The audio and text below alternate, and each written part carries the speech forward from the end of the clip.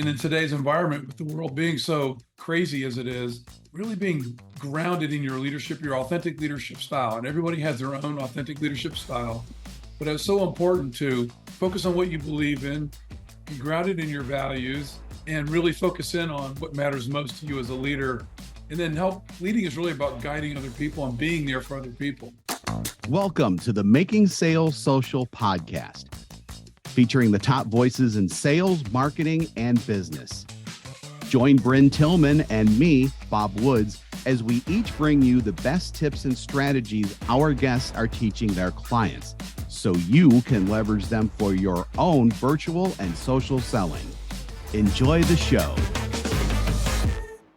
John J. Fenton, author, speaker, coach, and the founder and CEO of John J. Fenton Executive Coaching, joins us in the Social Sales Link virtual studios for this week's episode of Making Sales Social. John is known as the CEO Sensei and works with CEOs and business leaders who want more clarity, better results, and more freedom in their lives. What separates the good leaders from the great ones is that inner game or mindset of leadership, and John is dialed in to that mindset. Formerly a managing partner with BDO USA, John has been transforming the landscape of executive coaching and leadership since 2013. 11 years now. That's great.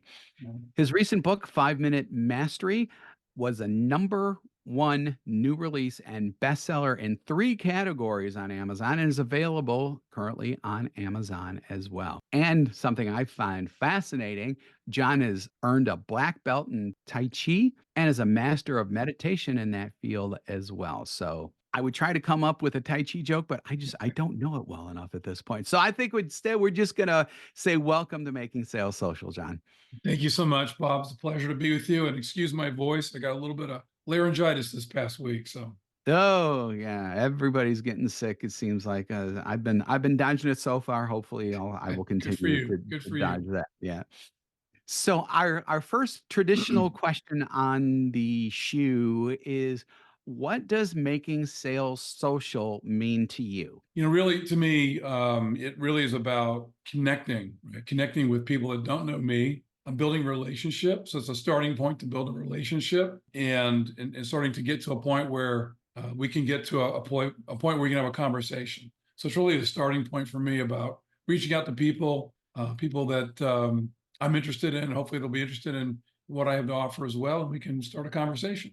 That's probably the most succinct answer that I've ever heard of that question, and it's also a fantastic answer to that question. Appreciate that, John. Thanks. You've been recognized as a leading authority in leadership. So how do you see the role of leadership evolving, especially in the context of B2B sales and what we like to talk about around here, and that's social selling? Yes, thank you. A great question.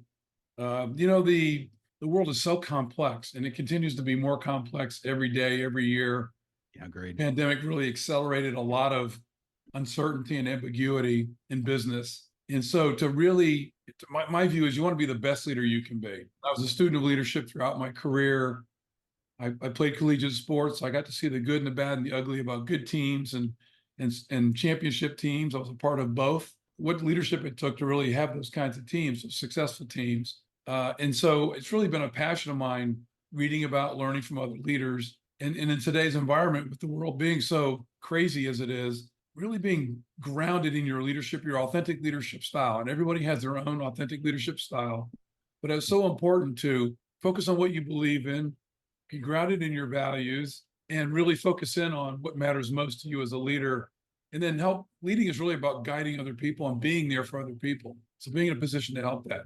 When it comes to that whole thing about deciding what type of leader you are, I guess just going to throw it out there very generically. I mean, I do think a lot of people probably know what that is, but if somebody doesn't know what that is or somebody doesn't like what that is, what can they do? Yeah, great follow-up. There's a lot of preconceptions. I think a lot of us have an idea about what a great leader looks like. Mm-hmm. A lot of times we think it's the person out in front, the big name, the big persona. Doesn't have to be. Some of the greatest leaders of all time were introverts, right? I have a client she's a self-proclaimed introvert. And that's okay, because you can still be an introvert and still be very impactful. But great leaders they're driven, they have a vision for the future, it's not all about themselves or about their own satisfaction or own careers. It's about everybody they're working with, their team members, people in the organization. They want to see everybody be successful. And so leadership really comes from a place of giving, compassion, great leadership, giving and compassion, and really having a view for what the future could look like, and then taking a stand. Sometimes you have to take a stand about what you believe in and what you think the company or the firm or organization needs to achieve or go towards to create that vision or create that future. And sometimes it's not always popular, but if you believe in yourself, you're grounded in your values. I think leadership is really about taking a stand and believing in really good grounded values that you have and moving forward and moving towards achieving those goals. And leadership can come from anybody and any level in an organization.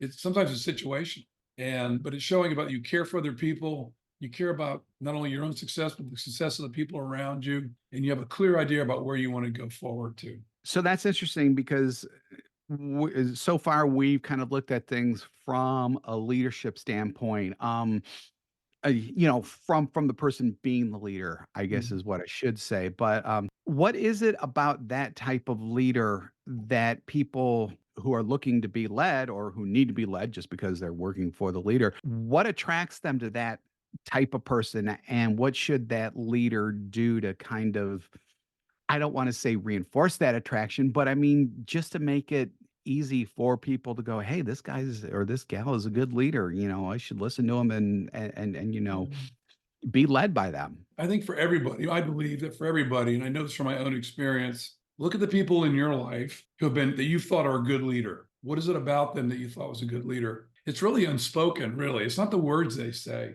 it's their actions. So if you're true to yourself, really, a lot of my work is around tapping into your authentic self, your best Mhm. self. If you're true to that self and making life decisions based on a place from that best self, a true self, energetically, your vibe, whatever it is that's going to come off from you, people are going to resonate with.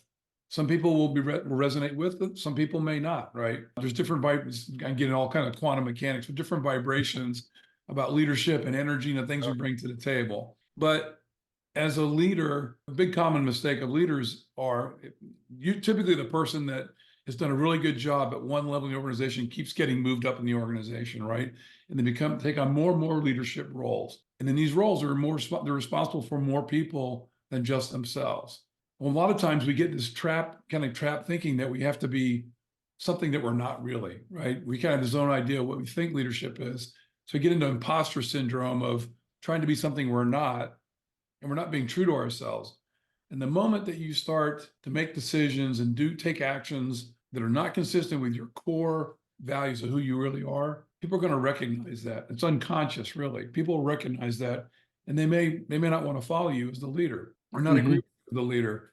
So I think just it's really it's the inner work. It's really focusing on you being grounded in who your true values are, what your true values are, and in making choices and decisions and taking actions. Actions speak louder than the words about being that real, authentic person, and then really taking the time to spend time with your people that you're leading, getting to know them, getting to understand them. Coming from a sports background, I played collegiate sports at a very high level. The best coaches that I saw were the ones that took time to spend time to know their players and understand their players' strengths and sometimes in their weaknesses as well, areas that they can strengthen. But to understand those players, understand where they're coming from so they can relate to them more on a one-on-one basis. And I think in today's environment with work from home and all the hybrid work and all these different ways of now how work is being done, it's harder and harder to do that. But it can still be done through using your intentionality and spending time with people one-on-one, virtual coffees or whatever it might be. But it's really putting yourself out there authentically, connecting with the people on your team, having a clear idea about where you want to go. And I think people will gravitate towards you and follow you. And not do all that from on high, I think is what I'm really Right. hearing from Right. more It's than not out of a textbook, really. right. You think of it, it's kind of basic, right? It's the things we learned growing up. It's, show respect for other people. If you want to be respected, show respect to other people. If you want to be trusted and trustworthy, be trustworthy and show that you trust other people. The same, there's a lot of talk nowadays about engagement. How Right. do we get more engagement from our people? And I know from my own experience as a young pup growing up in the accounting profession, a long time ago, before we even talked about this stuff or thought about this stuff, that a managing partner came to me one day, it was a young staff person, and said, "Here, I want you to review this projection." Sitting around the office, I had nothing else working on. I was working on nothing else at the time. It was brand new to the firm at that time. I took an hour, spent some time going through it, thought about it, went back to him with some questions. For me, that was, and he actually didn't like kick me out of his office when I came back to him.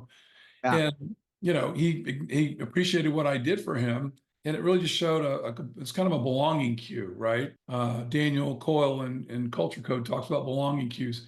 It's engaging with other people, asking them to do things, sometimes challenge them, sometimes too, challenge them to go above where they're at in terms of their career, to engage them with, more challenging work and opportunities to show what they really can do. And many times people will rise to the occasion. Yeah, so be available and also yeah, I mean, fighting the status quo is probably a pretty big thing here, it sounds like. I mean, because I do think that leaders should encourage growth, and it sounds like by what you're describing that when people do trust a leader who is authentic and genuine and listens, they feel like they can grow more rather than someone who just says, "Yeah, yeah, you can grow," and just walks Right. away and But it yeah, becomes, talk is cheap, right? And it's, that's it. if you got to walk the talk, right? So you got to really demonstrate through your actions that you do trust people by giving them opportunities to grow and mature. And you mentioned the word listening. Listening is so important. And it's just so important. And it's something I'm always trying to work on. It was not a skill set that I had mastered at all before I got to the profession. But something I've really tried to work on a lot, because we get in our mind, we start thinking about things, the next conversation, the next question.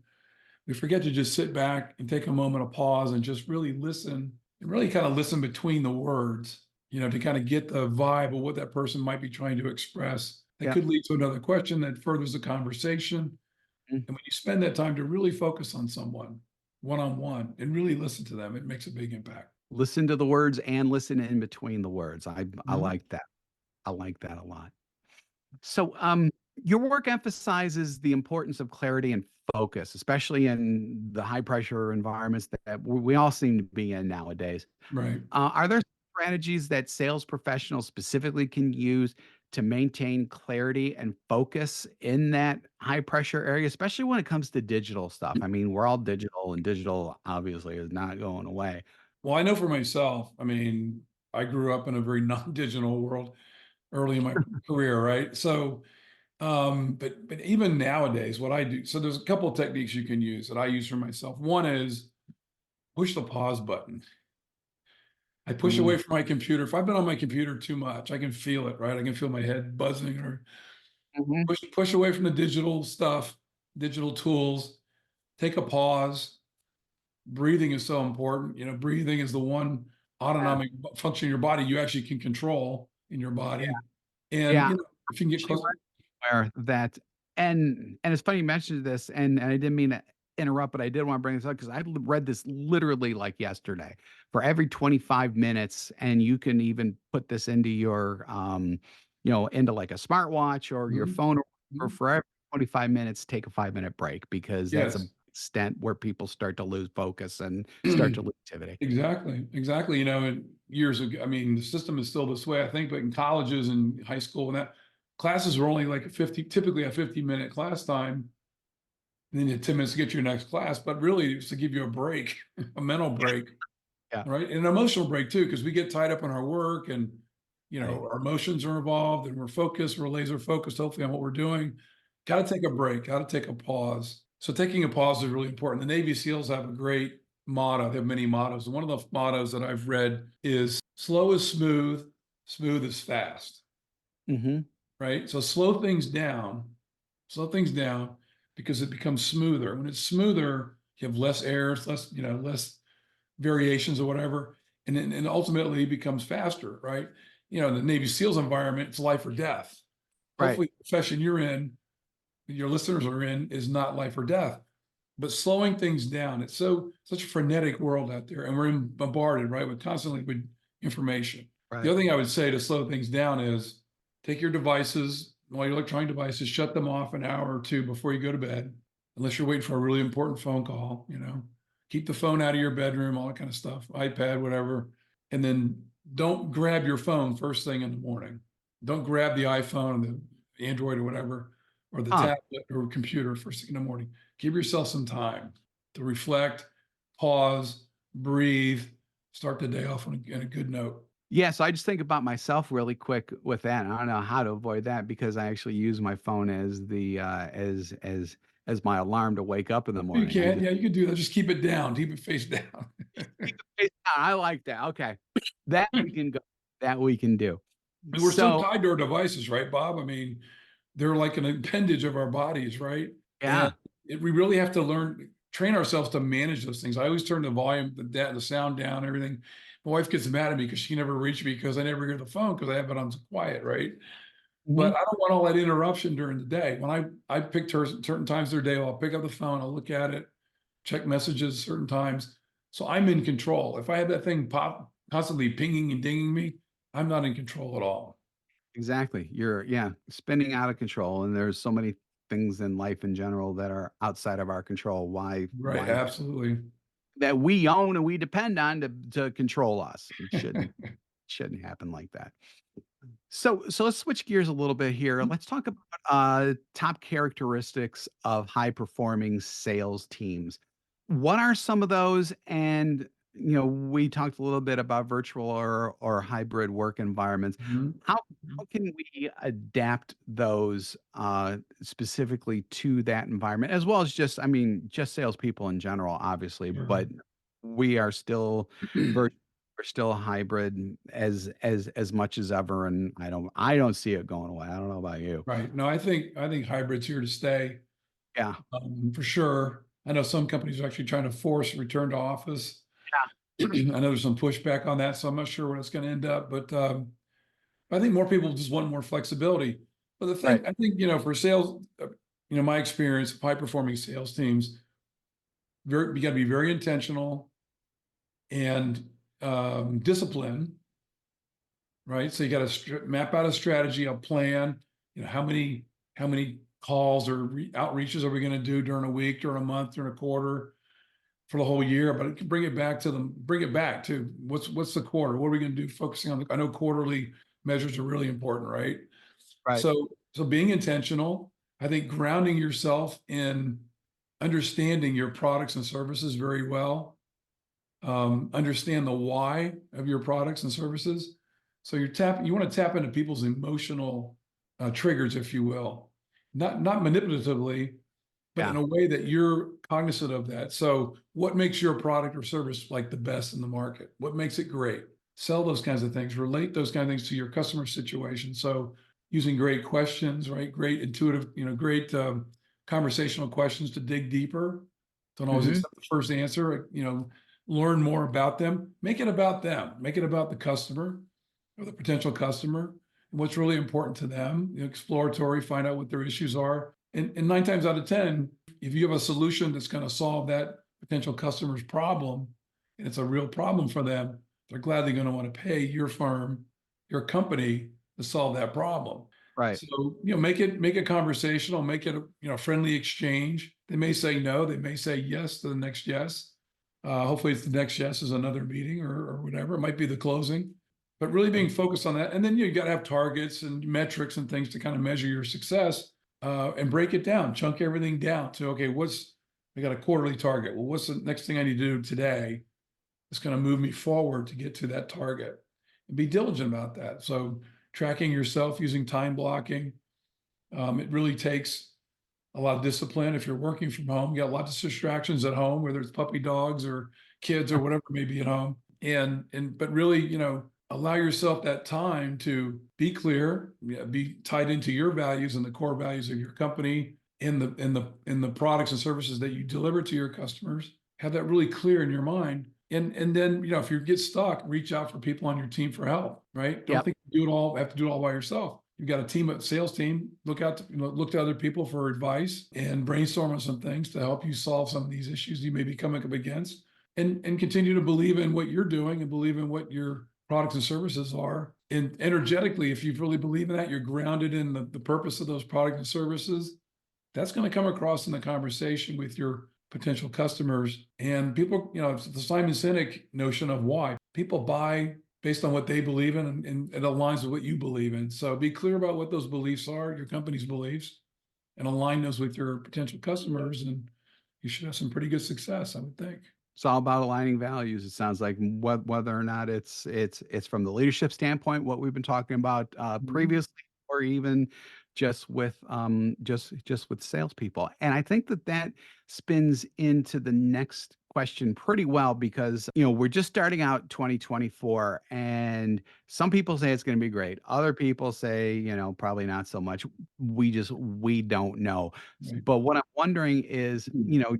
with everything you just said, what emerging trends or changes do you foresee in the realm of sales leadership, and how should sales professionals prepare to adapt to that? I think, well, the sales, I mean, the trends in sales leadership, I think, again, getting closer to your potential, targeting your potential customers, really niching. I think niching more, if you can find a niche for your product and services, really niche into that more.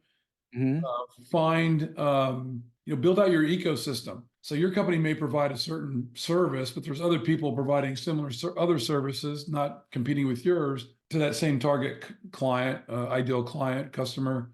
So identifying ecosystems and building relationships with those ecosystems, other people that can refer you into other opportunities, and vice versa, right? So you can, also refer those companies into potential target customers. So thinking about it's a big ocean, right? A big ocean or a big pie, and there's room at the table for everybody to enjoy that pie. And so thinking about, outside of your four walls of your virtual business, if you will, connecting with people outside of your four walls that are in that ecosystem that provide some level of service to customers, that your target customers, that market. And it's kind of before, during, and after marketing, right? So where are those people in that process and themselves? Where can you tap into them, provide services or information or insights to those service providers that also can then lead you to more opportunities? I think, there's a lot of talk about AI and technology and things. It's going to Yep. continue to grow. It's going to continue to expand. Again, I come back to core values. Are we going to let the AI drive us, or are we going to drive the AI and the machine learning? Right. So it's embracing this is happening. It's not, not going to go back to not using that. Right. Embrace that this is happening. It's the trend. It's going to continue. Find the ways that you can use those tools as tools. The best way, make sure you have good quality data that you're using and not rely on all the data you're getting out of certain components of AI. A lot of companies are investing billions of dollars in their own internal AI machine learning. So, use the tools that you can. It's still going to come down to building relationships. So never lose sight of that in terms of sales, right? You want to build a relationship with those customers before, during, and after the sale. Continue to build those relationships, use the technology to your advantage, and again, being just true to your core values. So when it the one thing, I mean, I find a lot fascinating about you, but the one thing that probably fascinates me the most is that you have a black belt in Tai Chi Mhm. and master of meditation, which I actually want to kind of know what that is a little bit more. But how do you think principles from Tai Chi can be applied to enhance performance in sales and marketing? Yes, very, very much so. It really helped me dramatically in my career. As a managing partner, I was responsible pretty much 50% marketing, sales and marketing, and 50% getting the work out the door. It really, again, the principles I've been kind of sharing today really are founded largely in that, right? Being centered, being focused internally, Mm. not falling sway to all the external stimulation you're getting all the time. So being grounded in your core principles, really being centered in a term called centered stillness. I wrote a post today in LinkedIn actually around about that very concept of silence is one of the is really the strongest sound. Hmm. So Yep. letting silence, embracing silence. Now you can tell I love to talk. So embracing silence, about getting to that quiet place, getting that quiet moment, first thing in the morning, throughout the day. It only takes a few minutes, using your breath to help you create that quiet stillness, that quiet space, and that silence. And that silence is a really great tool to have. It's really a secret weapon in sales, I think, because when you're being silent and you're just listening without judging, without anticipating, just listening, sometimes I find the right words come, the next thing that comes out of my mouth are the right words that helps move the conversation forward in terms of how we're going to work together with that potential customer. So, really embrace that stillness and that silence. Tai Chi teaches us about mind body connection. And what that really means is being aware of yourself, self awareness, really important. And aware of what, if you're coming on too strong or not, you're not interjecting enough into a conversation. Self Mhm. awareness about where the other person is coming from and their awareness. It's more about an emotional level, right? Right. And but having that confidence, so building your confidence in that you're self-aware and confident that you're going to get to the right answer or right solution for your customer, potential customer. And so it's really about just being self-aware, grounded in your values, living your life from your best self. As I said, it really is a foundational tool that can help you tap into your best self through many techniques, physical movement, as well as breathing, and the meditation is tied into that as well. So yeah, I used to teach Tai Chi classes and Oh, uh, neat. as well. And I ran a yoga and Tai Chi center actually for a year and a half. I was asked to run it by the company, the organization I got my certifications from after I retired, which I did and enjoyed thoroughly. And it was a great experience, but I had something more to give than that. So, but it's a great opportunity for you to, physical activity is really great, whether it's Tai Chi or anything. If you like to walk or work out or run or whatever it might be, physical activity really stimulates your body, gets your juices flowing. It's Yeah. good for your body, your hormones, your energy. And then allowing yourself that quiet time to just reflection. Just a little bit of, it could be 5 minutes, 15 minutes. That reflection time is really, really important. And those are some basic tools that I learned through my practice in Tai Chi. And so is some of that stuff in your book, which is entitled 5 Minute Mastery: The It Surprising is. Secret to Transforming Your Stress to Success and Mastering What's Important? Do you cover those types of things? Do you get into more of the business side as opposed to Tai Chi side? How's that Yeah. working? It's really just, well, the concept of 5 minute mastery is that everything can change in 5 minutes. Okay. Everything can change. And I base that on my personal experience. So um, I was in a meeting with a client. I passed out during the meeting with my client, and Wow. I'd stopped breathing actually, and Wow. was rushed to a hospital. Thankfully, someone was there to administer CPR, saved my life. But in the matter of just a few minutes, everything can change. Your Yeah. life can get turned upside down. Well, you can shift your focus, you can shift your mood, you can shift your energy from you might be a period where you're a little bit down, right? Things don't be working out, you're not getting the sales that you want to get. The money's not going into your bank account like you'd like to see, whatever it might be. So even those down periods, but you can shift that mindset into a position where you put yourself emotionally and in a mindset where you envision yourself, seeing yourself achieving the things you want to achieve. And so it's using visualization, that type of thing. But in 5 minutes time, you can shift everything just from your own focus, your self-awareness, and your breathing. So the Mhm. concept starts there. So I include some techniques on breathing, how to sharpen your focus, how to be the best leader you can be. Also, I include some of I have 8 ideas about how to be the best leader you can be. It includes some of the things we talked about today as well, or in that book. Great, great. So, it's probably to spin and the way that I like to wrap up all these interviews, and that I love those one thing you can do right now kind of takeaways. So, John Fenton, if there's one thing our audience can do right now to distress their professional and personal lives, what would that one thing be? Take a pause, allow yourself to take 5 minutes, just focus on your breathing.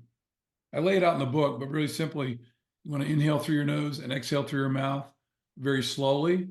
The term is box breathing, it's 4-part breathing. Breathe in slowly, hold it for 4 count, breathe out slowly for 4 count, hold that.